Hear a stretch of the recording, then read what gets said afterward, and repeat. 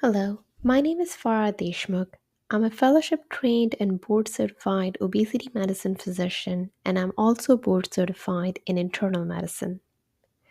In this video, I would like to discuss a very important board tested topic, which is neurohormonal pathways.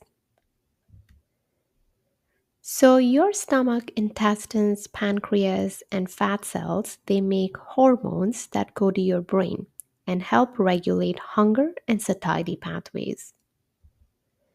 In the brain, there are important spots or locations that play an important role in these pathways. The hypothalamus, and very close to it, is the arcuate nucleus.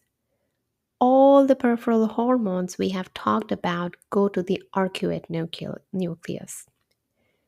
Before I move further, I would like to talk about the two neuron systems and the POMC protein. The neuron systems I want to talk about are the first order neurons and second order neurons.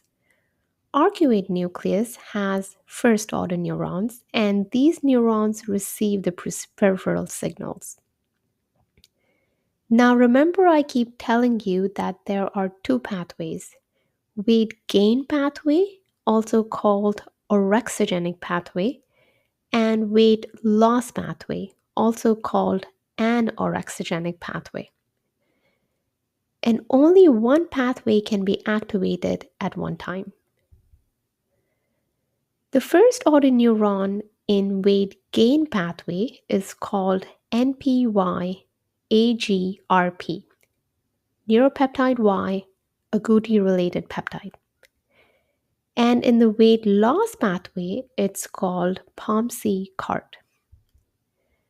Once the first order neurons have received peripheral signals, they send it to second order neurons. Second order neurons are in the hypothalamus. Next, I want to discuss POMC protein.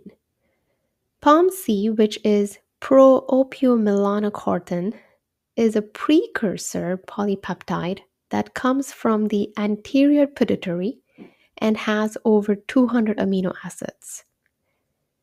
You can cut it into gamma MSH, ACTH, etc. ACTH can then make alpha MSH, which we'll talk about when we discuss the specific pathways in the next video.